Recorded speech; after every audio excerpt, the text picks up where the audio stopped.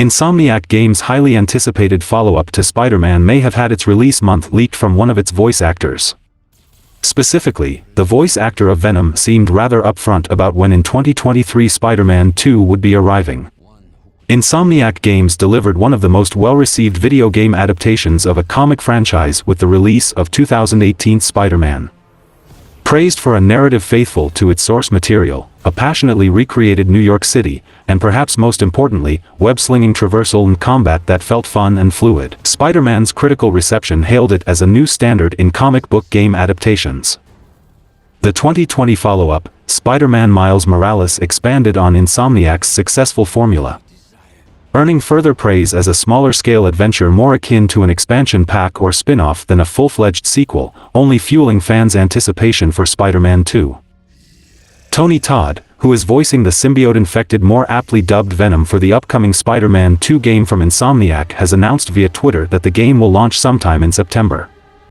Citing a massive publicity push in August, Todd's claim has traction based on his role in the game, though there is yet to be any official announcement to back up the claims. Todd said, "Massive publicity coming in August. Commercials start dropping in August, so I'm told." Todd released another tweet shortly following the first, presumably after being scolded by his employer, stating simply, "Oops."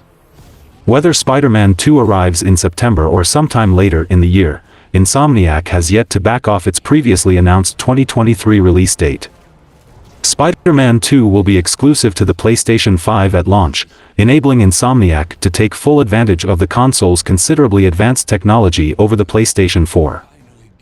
Following the release of Spider-Man Remastered in 2020, the marked improvements to fidelity, audio quality, and lowered load times have led fans to assume that the aging hardware of the PlayStation May 4th have been holding Spider-Man back in some regards.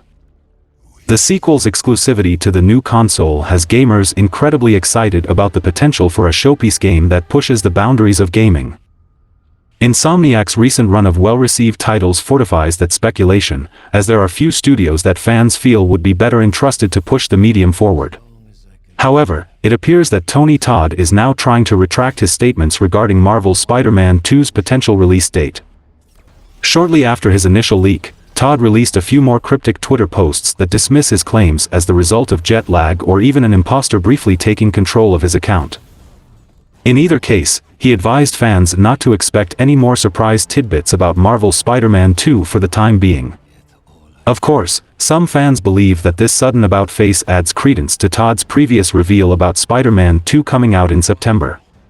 Marketing for Marvel's Spider-Man 2 has already started to pick up in recent months, with Insomniac releasing a brief new teaser for the game on social media in January and a webbed-up car appearing in Malaysia as part of Sony's Live from PlayStation ad campaign. Many fans believe that Sony is saving the official reveal of Marvel's Spider-Man 2's release date for its next PlayStation Showcase livestream, which would be fitting given that the game itself was announced at such an event 2 years ago. Tony Todd's accidental leak of Marvel's Spider-Man 2's alleged fall release might cause Sony to reveal this launch date sooner. September does seem like a good time for the PS5 to get its next big exclusive before Insomniac devotes full attention to Wolverine. For those players who have yet to choose a side in Sony and Microsoft's ongoing conflict, September could now be an inflection point. Whether people spend potentially hundreds of hours exploring over planets in Bethesda's open-world adventure game, or swing around an intricately detailed New York as multiple web-slinging superheroes who may tackle their biggest narrative challenges yet, is up to each individual. But unlike Hogwarts Legacy, which was a massive cross-platform success, this battle of console-exclusive titans will undoubtedly polarize those who haven't shelled out for a complete media center.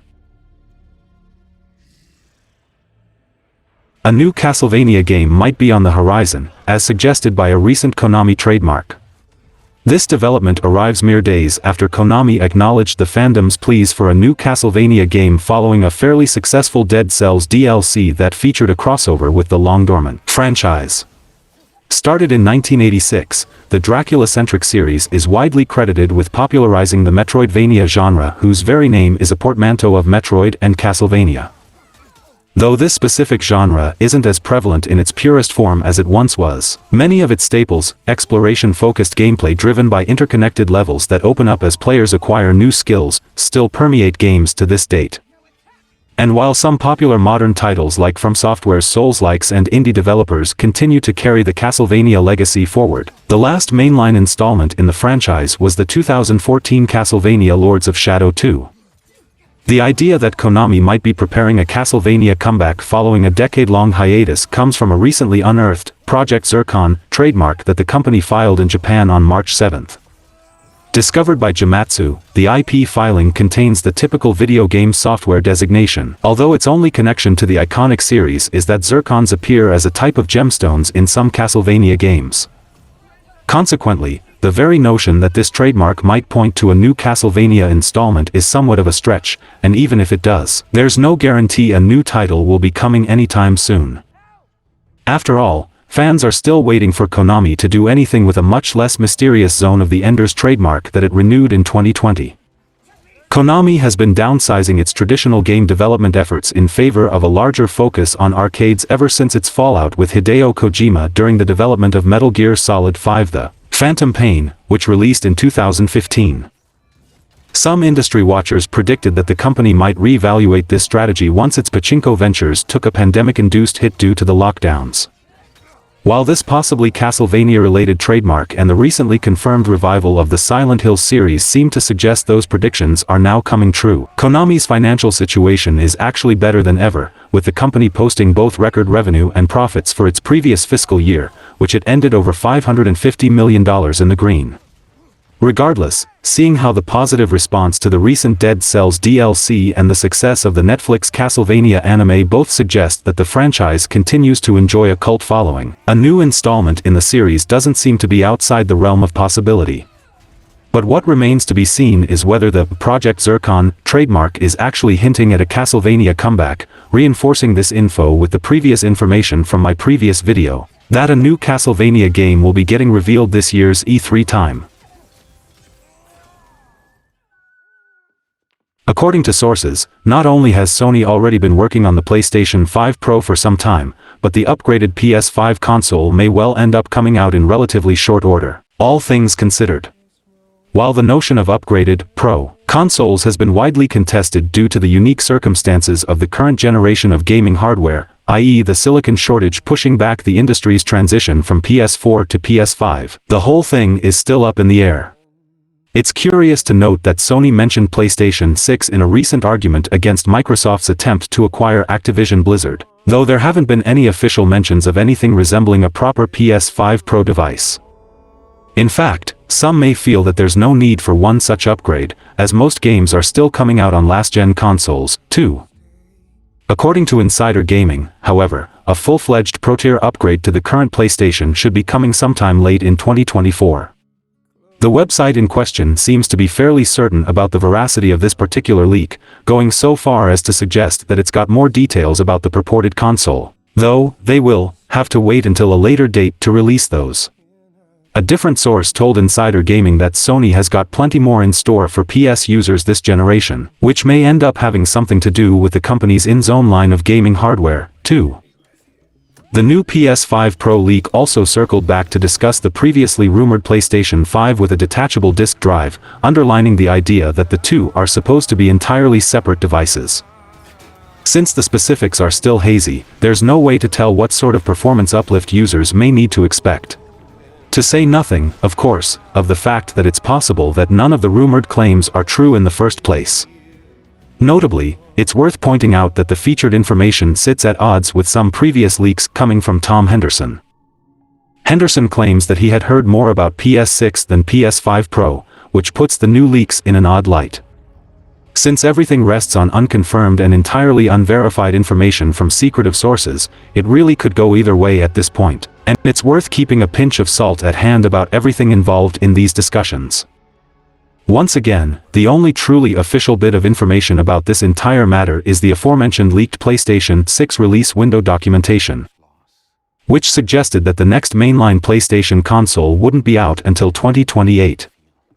If you ask me if we need a Pro or not, it would definitely boost the power, and with games becoming more demanding in the graphics department, the base PS5 could face a situation of being neglected a performance mode for games. So, I'm not against a Pro, but PlayStation Studios should take full advantage of the base PS5 first, then focus on the Pro or move directly to the PlayStation 6. Speaking of PlayStation and leaks, a new rumor claims there is a AAA Superman game in development, with it coming out of a recently surfaced regulatory filing. But this claim is almost certainly false. The claim is just the latest in a long list of head-turning public disclosures stemming from Microsoft's efforts to close its pending Activision Blizzard acquisition. The company's ongoing back and forth with both regulators and Sony, the biggest non-government opponent of the deal, has so far brought plenty of both companies' plans to the public eye prematurely. A recent ruling from the FTC even ordered Sony to reveal trade secrets to Microsoft in what turned out to be the arguably biggest consequence of the Japanese gaming giant's continued pushback against the acquisition to date. That might not be the only occasion on which Sony was forced to disclose sensitive information to its rival, as Microsoft's legal counsel appears to believe a PS5 exclusive Superman game is in the works, seemingly saying as much in a recent filing with the UK Competition and Markets Authority. The March 2 document mentions God of War or Superman as some of the major PlayStation exclusives that Microsoft's attorneys claim aren't consequential to Xbox console sales, concluding that owning Call of Duty thus wouldn't provide the company with an unfair platform advantage over Sony. While some fans ran away with this as a rumor, the surrounding context clearly implies this was not the intent. It's more likely that this is a typo for Spider-Man than actual confirmation of a new Superman game. The filing is arguing how certain exclusives impact sale performance, and an unreleased game cannot do that after all. Furthermore, even if a AAA Superman game is in the works, it's quite possible that DC Comics parent Warner Bros. Would have agreed to make it a PlayStation exclusive, after seeing the success of Hogwarts Legacy and the marketing promotion from PlayStation. The Man of Steel's last video game appearance was in Multiversus, a 2022 free-to-play fighting game from Player First that's still in open beta as of March 2023. Rocksteady Studios' Suicide Squad: Kill the Justice League will also feature Superman as a villain, but his last standalone title was released almost 17 years ago. Superman returns for the PS2, Xbox, Xbox 360, and Nintendo DS. One of the main reasons why Warner Bros. Likely remains reluctant to invest in another Superman game is that creating one is a challenge at best and impossible at worst. Playing as a near-omnipotent protagonist runs the risk of boring players after a short while, and crippling Superman's abilities just to create more compelling gameplay wouldn't make sense. Fan backlash to either would be just about guaranteed. Atlus has announced that it is releasing a new Persona 5 mobile spin-off title through Chinese game publisher Perfect World Games. The official website has provided plenty of information about the mysterious video game for fans to enjoy, such as the game's official title, platform, visuals reminiscent of Persona 5, as well as details like some of the key characters, locations, and more. For those who have been closely following Atlus news regarding the Persona video game series, dedicated fans will likely recall that Perfect World Games had already teased a partnership with Atlus back in 2021.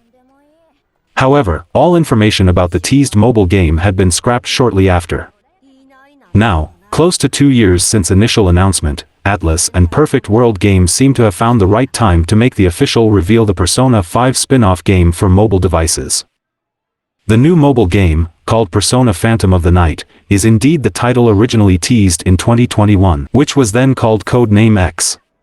The game is also being called P5X for short and will be the first mobile title in the series.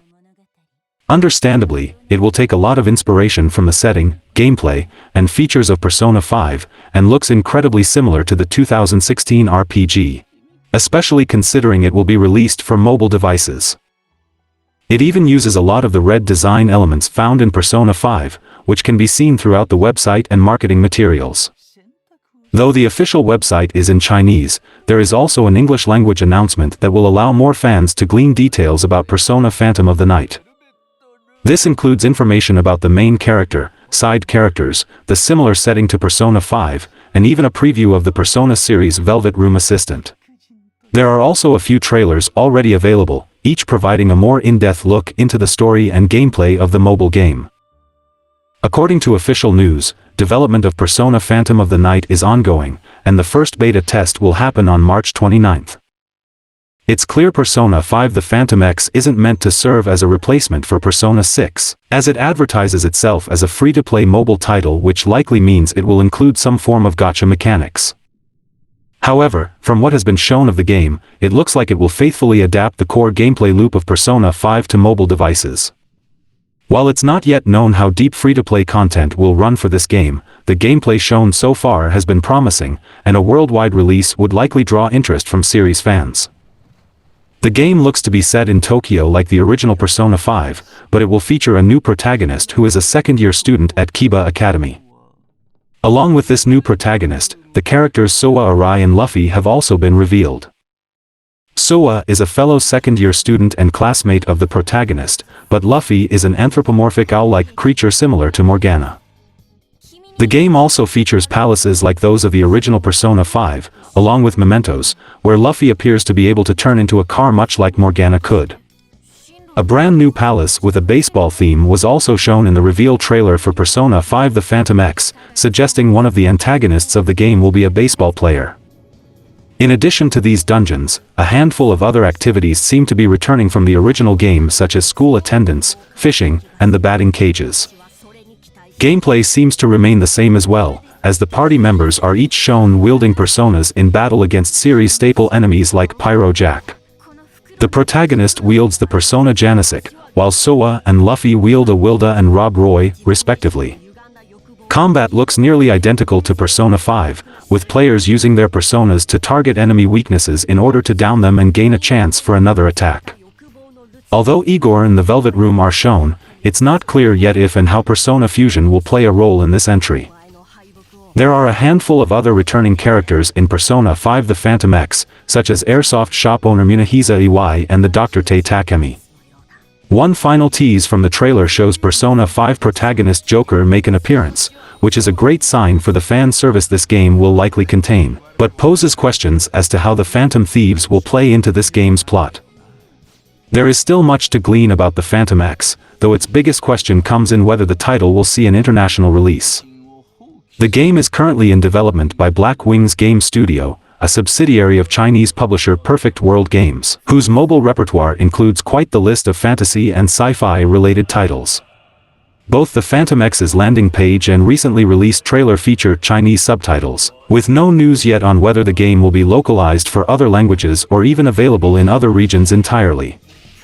Still, fans, like YouTuber Foz, were quick to provide English subtitles, helping to give more context to the game's teaser. Persona 5 The Phantom X seems to focus on the pursuits of a new protagonist, while including familiar locales and characters among its story. Featured in the trailer are the weapons dealer Munehisa Iwai and clinician Tei Takemi, two of the available confidants across P5 and its enhanced edition P5 Royal, suggesting the spin-off takes place in the same universe as the base game. With settings like Big Bang Burger and Yongan-Jaya's batting cages in accompaniment to mementos, it appears that the Phantom X will split its gameplay between dungeon crawling and life simulation, staying true to the series' core mechanics. Footage from the game's combat suggests the title will feature traditional turn-based Persona fare with a more streamlined HUD, a design choice likely made to accommodate the Phantom X's platform. With its focus on a fresh set of characters alongside a new overarching story, the game certainly has promise for an international release, both in its narrative implications and in how well its turn-based gameplay would lend itself to mobile devices. The trailer's final moments feature a look at Joker back into the fray, indicating that the character will play a role in the Phantom X. Fans have speculated that the rest of the Phantom Thieves crew will also make an appearance, a likely theory given the title's spin-off nature. The Persona game could potentially take a Fire Emblem Engage approach, where its original cast aids the new characters through special summons and assists, though it remains to be seen just how involved they'll be among the title's overarching narrative. Whatever direction the Phantom X takes, one thing is clear: its connection to Persona 5 makes it a worthy contender for worldwide success.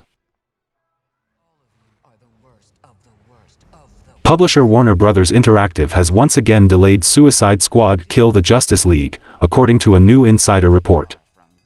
While this claim has yet to be officially confirmed, it comes from the same source that previously correctly predicted the Suicide Squad: Kill the Justice League release date is being pushed to 2023. DC Comics has been promising a Suicide Squad game for nearly 15 years at this point, whereas its parent company first teased it at the end of Batman Arkham Origins, a 2013 action-adventure developed by WB Games Montreal. After that particular project was reportedly cancelled by 2016, Rocksteady Studios announced Suicide Squad: Kill the Justice League 4 years later. After already delaying the new Suicide Squad game once, WB Games has reportedly now done so again, Bloomberg reports, citing an insider familiar with the matter. The publisher last publicly said that Suicide Squad: Kill the Justice League will release May 26. This new postponement will reportedly see the game launch later in 2023, presumably in its second half. Given how Warner Bros. Does not appear to have set a new release date target internally as of March 9. The delay will presumably become official shortly after that happens, as postponing a previously announced release without a new date this close to launch would be unlikely to sit well. Fan backlash is understood to be the main reason behind this internal delay. After Sony's February State of Play broadcast revealed Suicide Squad: Kill the Justice League DLC plans, many consumers took online to criticize the game's seemingly aggressive monetization and always online requirement. The fact that this newly reported delay has yet to be paired with a new release date target increases the likelihood that some of those controversial elements might be reworked, i.e., that Rocksteady is currently looking into how long that would take. Suicide Squad: Kill the Justice League is supposed to mark the grand return of the Batman Arkham series with a brand new set of protagonists. Rocksteady Studios has been quiet since the release of Batman Arkham VR in 2016, and fans were excited to see what the studio had in store.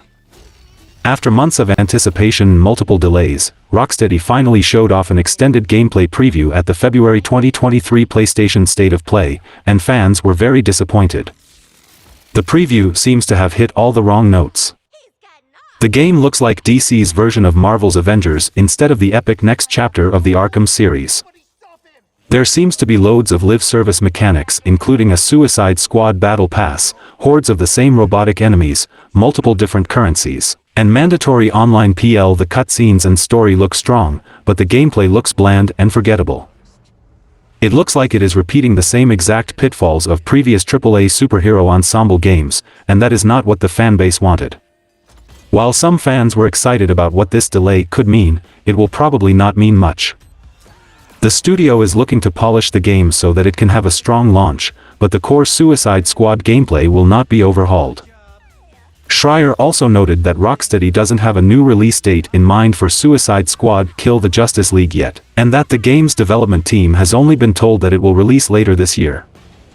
Some rumors suggest that Suicide Squad could be pushed back into 2024, echoing the game's previous delay from its original 2022 launch date last year. However, this delay might not be as extensive as initial reports have claimed if it is indeed only meant to polish Suicide Squad's third-person shooter mechanics and overall presentation. On the other hand, this means that the Battle Pass, gear system, and live service elements will likely remain a part of Suicide Squad: Kill the Justice League, despite these aspects raising a new wave of backlash for the once highly anticipated Batman Arkham spin-off. Suicide Squad: Kill the Justice League has Kevin Conroy's Batman, thus already securing a footnote in history as the final voice acting performance of this character by the legendary voice actor, who passed away in November 2022 at 66. His illustrious career also included many collaborations with game developers, dating back to The Adventures of Batman and Robin, a 1994 action platformer series for the Sega CD. Unless the game gets delayed again, Suicide Squad: Kill the Justice League will still be filled with its live service mechanics. It is too far in development to overhaul the core gameplay loop, and a short delay will only give the studio enough time to polish what is already there. Fans who were hoping for Rocksteady to listen to all the backlash will still be disappointed, and those looking for another single-player Arkham game may want to look elsewhere. The most that the studio could do at this point is limit the currencies, add a couple ways to get cosmetics for free, and remove Suicide Squad's online-only requirement. On the latest episode of the VCG podcast, host Andy Robinson revealed that he received some positive feedback about the game based on a recent internal playtesting. He says that the playtesters were happy with Suicide Squad's combat and game world, with some making favorable comparisons to last year's divisive Gotham Knights. However, if the positive feedback that Andy Robinson reported is true, there may still be hope for Suicide Squad Kill the Justice League yet, especially if the rumored delay allows Rocksteady to fine-tune the gameplay that playtesters are supposedly enjoying. Only time will tell if Suicide Squad can deliver a dark superhero gaming experience with the level of quality that fans of the Batman Arkham series have come to expect from Rocksteady. I was really disappointed with the flair of this game, everyone jumping and swimming in the air with guns. They are supervillains and should have multiple powers other than just guns and using powers for only ultimate moves. The visuals look worse than last-gen Arkham games. It is a disrespect to the Arkhamverse and Batman, and I'll play the game when it is feature complete. After over nearly 15 years since the last entry, Bandai Namco reveals that a new game in the Dragon Ball Z Budokai Tenkaichi series is currently in development. It was revealed during Dragon Ball Games Battle Hour 2023, an event hosted by Bandai Namco that is focused exclusively on games based on the enduringly popular anime property.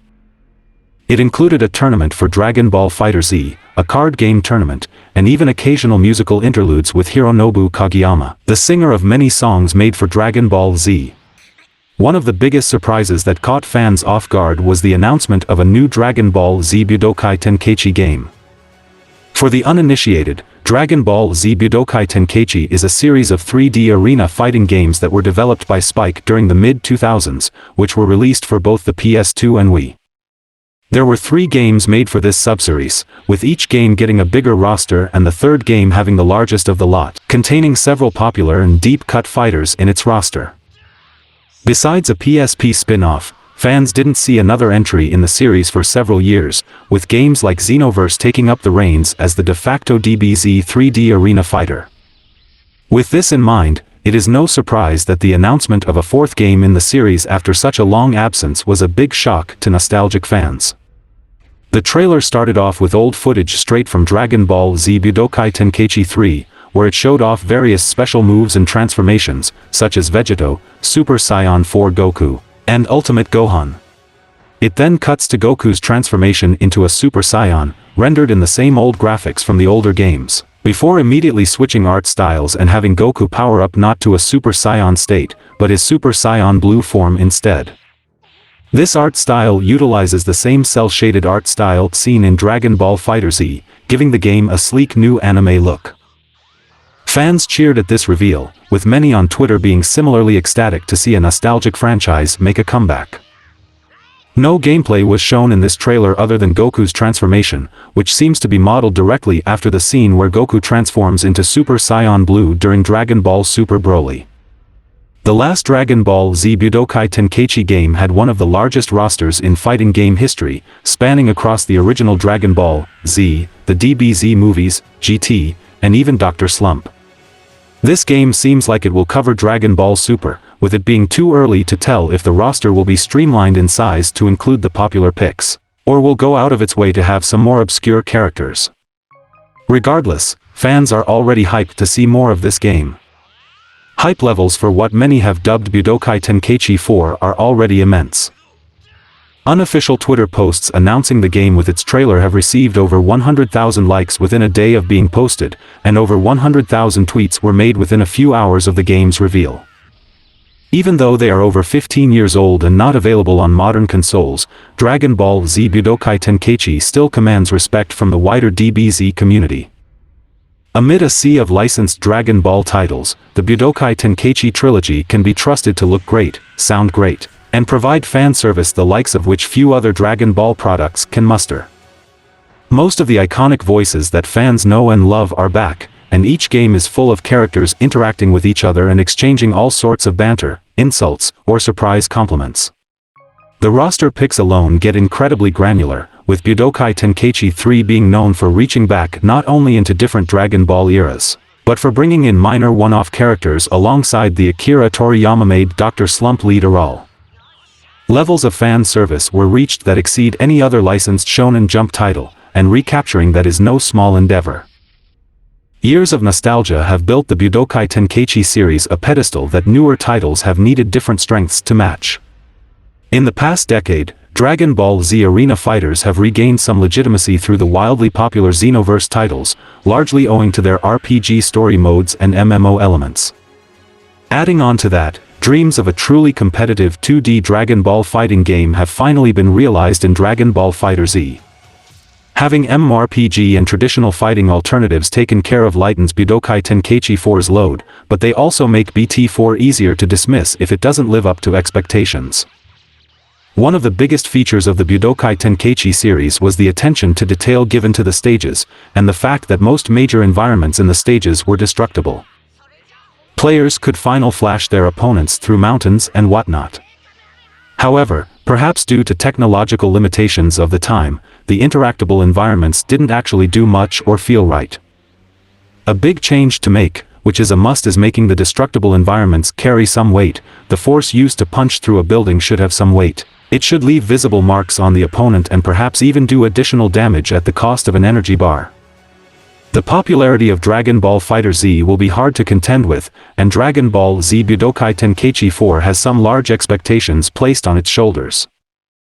Receiving the Xenoverse 2 treatment will allow the title to grow and flourish at its own pace while meeting the expectations placed on its roster. In addition to characters, a steady stream of modes and story content could arrive with each update, allowing Budokai Tenkaichi 4 to keep up with future additions to the anime series. It may be a while before Bandai Namco reveals additional details for Dragon Ball Z Budokai Tenkaichi 4, but fans are hopeful that more surprise announcements could arrive soon. Rockstar has revealed the release date of the second part of the Los Santos Drug Wars update for Grand Theft Auto Online, stating that the new story missions will be added to the hit game in a week's time. Its announcement arrived just after the conclusion of a brief promo period that saw GTA Online offering bonuses for helping Dr. Dre. Initially launched in mid-December 2022, the Los Santos Drug Wars expansion was technically revealed as a two-part story update. Although its initial set of missions was also followed by a plethora of somewhat thematically related content drops that have been rolling out on a bi-weekly basis since the turn of the year. The latest such updates introduced the Classique Broadway and Weenie Isai Rally rides, which were added to GTA Online on February 9 and January 26, respectively. Rockstar is now also following up on the expansion's overarching narrative with another set of missions scheduled to debut on March 16. Titled The Last Dose, these 5 new adventures are meant to offer a conclusion to the Los Santos Drug Wars update for GTA Online, with the developer promising they'll allow the players to find the bottom of its latest story's psychedelic rabbit hole. Players who still haven't started the expansion's initial chapter can do so by visiting Blaine County and talking up nervous Ron Jakowski of a drug-dealing gang called the Fulligans, who seek to dominate the psychedelics trade in all of southern San Andreas. Since introducing the first set of these story missions back in December, Rockstar also debuted a wide variety of new GTA Online cars related to Los Santos Drug Wars.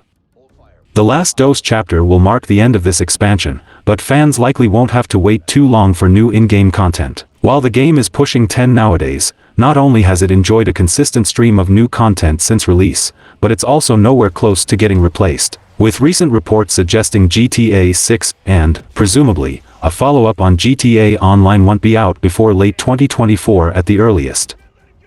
In the meantime, it is plausible that the second chapter of Los Santos Drug Wars will be followed by another promo period offering increased rewards for completing its story missions.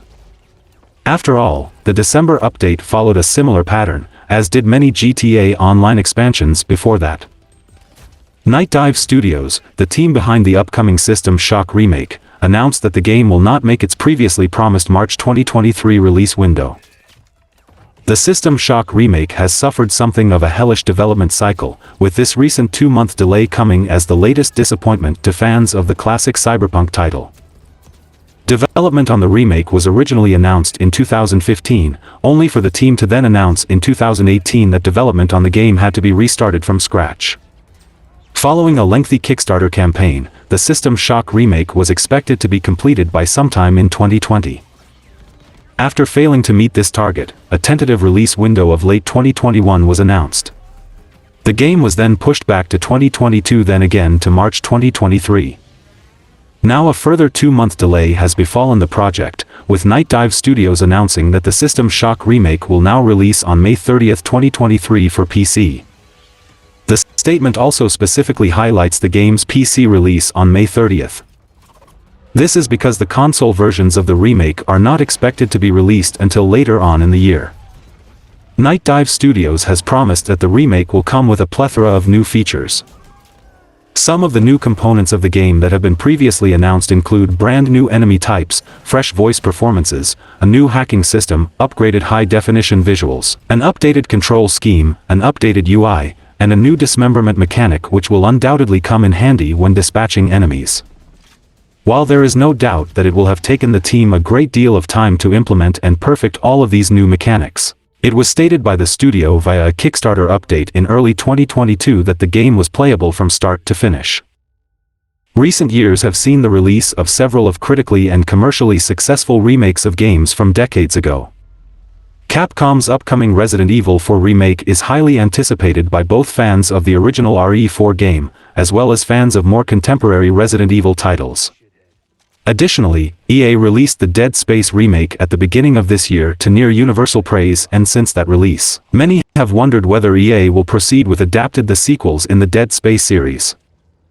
Nightdive Studios will undoubtedly be hoping that the System Shock remake is received in a similarly positive fashion, and it could well be the case that the studio also end up remaking System Shock 2 in the future.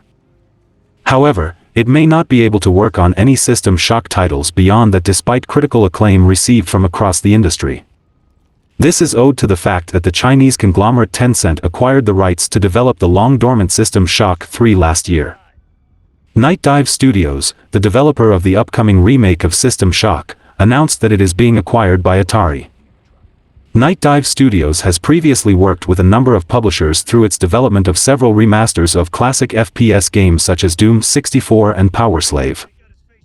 Atari is most known today for its early contributions to the gaming industry, specifically the Atari 2600, which was one of the earliest home gaming consoles to see major commercial success in the United States. The company recently reached its 50th anniversary and has been celebrating with a number of releases, including a limited edition Atari 50th anniversary box set that comes with 10 collectible cartridges of Atari 2600 games. Other releases include Atari 50, the Anniversary Celebration, a compilation of over 90 games that also serves as a digital museum of the company's history. Coming down from its 50th anniversary celebrations, Atari has announced that it is acquiring Nightdive Studios in a deal that, according to Yahoo Finance, is worth $10 million and is set to conclude by the end of next month. The acquisition was announced on Twitter by Nightdive Studios and its CEO Stephen Kick, who expressed enthusiasm at the opportunity to continue resurrecting the games we love.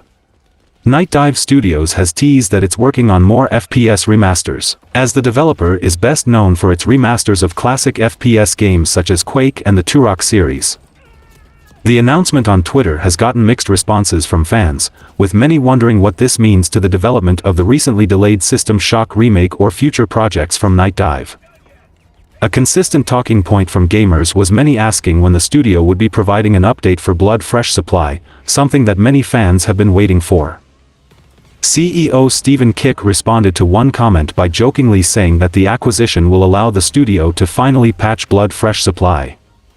However, last year's release of Atari 50 shows that the company has some interest in reviving past gaming endeavors, something that Nightdive Studios has been successfully doing for years. In this respect, Nightdive could be a perfect fit for the company and has the chance to put just as much effort into Atari's legacy as it did for that of the FPS genre. With the System Shock remake set to release this May and future projects likely in the works, fans can rest assured that there will still be more to see from Nightdive Studios. Hope this doesn't affect and shrink the scope of Nightdive Studios projects. Dying Light 2 developer Techland is working on a new fantasy open-world IP, and it has finally given fans a first look at the upcoming game. Dying Light 2 is a popular zombie horror game, but Techland has decided to branch out into a new genre for its new game. Fans first heard news of the upcoming game through 2 job postings for Techland in 2021, which only hinted that the developer was working on another AAA open-world RPG like the Dying Light games. Techland officially announced the game in May 2022, inviting people to send in job applications and revealing some of the big names already working on the project. It also gave fans an idea of what the game might look like, revealing some art and describing the game as an AAA open-world action RPG in a fantasy setting. In its newest announcement, Techland has released more concept art and the promise that the game will be narrative-driven and story-focused. The fantasy epic, as the developer calls it, is still untitled, and the timeline for when the game will be released is unknown. Fans can also play Dying Light 2, which is still getting DLCs and improvements, while they wait for the new game to be released. Techland plans to continue improving Dying Light 2 even as it creates another game, and said last year that it planned to support Dying Light 2 for at least another 5 years. Specifics about Techland's new game are still very private, but members of the gaming community could potentially play a large role in shaping the game once it's farther along in its development. The Dying Light 2 franchise director believes the community should be involved in making Dying Light 2 even better, with developers listening to community feedback and potentially having closed betas post-launch. He doesn't believe game development has to be so secretive, and it's possible that this openness will extend to Techland's new game. The fact that Dead Island 2 releases in April may still seem surreal to many fans of the franchise, as they've been waiting since 2014 for it to release. But perhaps they won't have to wait as long for an eventual threequel.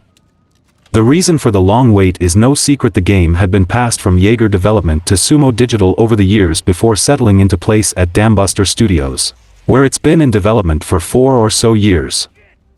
As a result, many fans are familiar with the development hell of Dead Island 2, but that has little to do with Dambuster Studios. Only asking for a fair shake for those concerned by its history. Dambuster Studios' lead narrative designer Aisha Khan recently told Game Rant how the company has worked on building this world and laying a foundation for Dead Island 3. Because it has been so long since the first game and Dead Island Riptide released, Khan acknowledged that the context around the player base is different. For example, some players may be interested in playing Dead Island 2 that never played the other games, so having heavy connections to the two may not land as effectively as it would have 7 to 8 years ago. Asking players to check out games that are a decade old, give or take, is also unfeasible.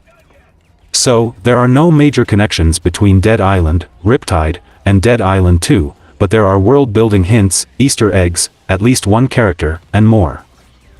Dead Island 2 players who look into its world building will find some really interesting breadcrumb trails that relate to the science or the facts of the matter for the earlier outbreaks, according to Khan, but Dambuster didn't want a neat resolution in the game. However, it has put in the work to create questions, provide certain key details, and scatter some puzzle pieces around. Dambuster has created a huge backstory that ties everything together, as well as composed a lore Bible held under lock and key at Dambuster. All of this would be great for a threequel, and Dambuster is prepared for that with all this work. That's not to say Dead Island 2 is incomplete or anything like that, as all games have their secrets, but it shows how much work Dambuster has put into this world and making sure this world has a way forward. This foundation means that some ideas for Dead Island May 3rd already exist, although that is pure speculation, and that there are perhaps stronger narrative ties that could bring the whole franchise together, thanks to the world building and lore Bible compilation. That said, some of these decisions for the franchise may also depend on how Dead Island 2 is received at release. It would seem, as it stands, that Dead Island 2's gameplay, characters, and trailers have fans excited. And even original Dead Island developer / current Dying Light 2 developer Techland is excited to play the game. If Dambuster moves forward with the threequel, especially with all the work put into the franchise so far, perhaps the wait between the second and third numbered entries won't be as long as Dead Island 2. Mundfish, the developer behind the alternate history first-person shooter Atomic Heart, is already thinking about a sequel to the game. While Atomic Heart has received mixed reviews, with the spectrum ranging from great dislike to gaudy hype, there's no doubt that the game did not fly under the radar when it launched on February 21st. Upon its release, Atomic Heart surpassed Hogwarts Legacy and even the Steam Deck in terms of sales, though it has now dropped to a still respectable 45 on Steam sales charts. One of the reasons Mundfish's release grabbed so much attention was the controversy surrounding Atomic Heart, which tells a version of World War II in which the USSR came out on top, defeating Nazi Germany and creating a thriving market for Soviet robots. Understandably, Given the current state of real-world affairs, with an ongoing war against Ukraine, many people have protested the release of Atomic Heart, coming as it does from a Russian game developer. Despite the controversy, developer Mundfish recently revealed in an interview with journalist Alexei Makarenkov that Atomic Heart 2 is not out of the question.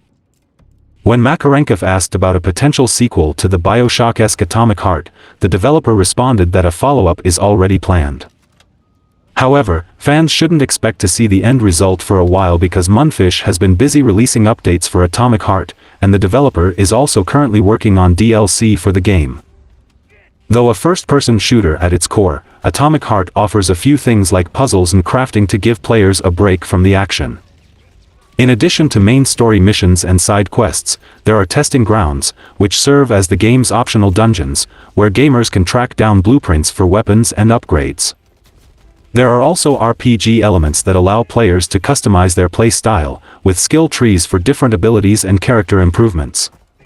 Atomic Heart has been compared to a number of other games like Bioshock, Wolfenstein, and even the more modern Fallout entries. However, it's also been called a love letter to action movies, thanks to its sometimes over-the-top action sequences, primarily the story-driven cutscenes.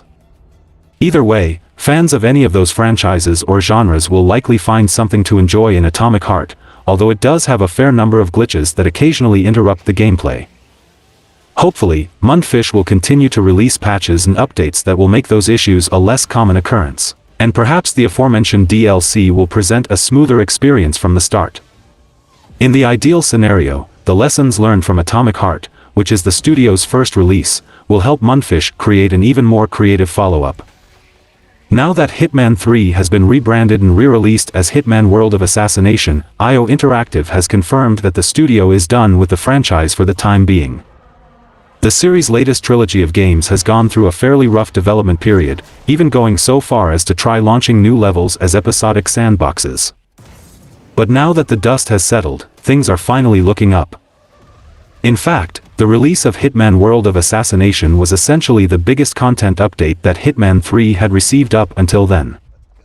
Featuring new levels and the long-awaited introduction of a veritable roguelite game mode, Freelancer.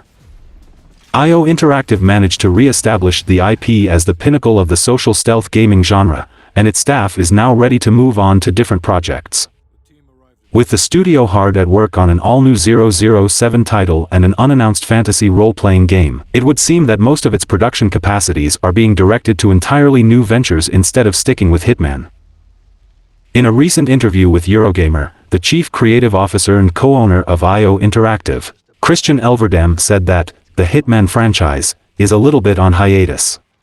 Elverdam went on to explain that the 007 game is taking up a lot of the studio's time. Still, he said that IOI will eventually come back to beloved Agent 47 when the time is right. After years of working on Hitman and nothing but, it's only natural that IOI would want to mix things up with something different, yet potentially very similar. That's where the mysterious James Bond-themed Project 007 comes in, of course. Yet, Elverdam did say that Hitman fans may get more content for the World of Assassination down the line. We have such a wonderful platform where we can keep experimenting, he explained.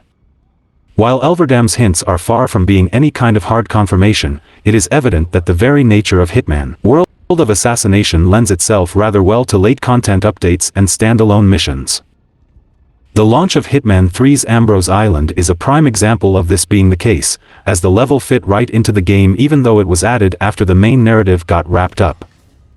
It's going to be particularly interesting to see how the lessons the developer learned during its Hitman stint get applied to IO Interactive's new fantasy RPG.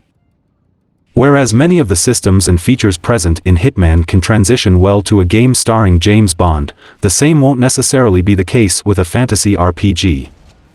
Whatever the case may be, IOI made sure that Hitman fans have plenty to do until the franchise is back from its hiatus, regaining plenty of goodwill after the criticized release of Hitman Absolution. And that's all for the video, guys. Like and share the video for a greater audience. Comment your thoughts on the topics, and donations are always appreciated.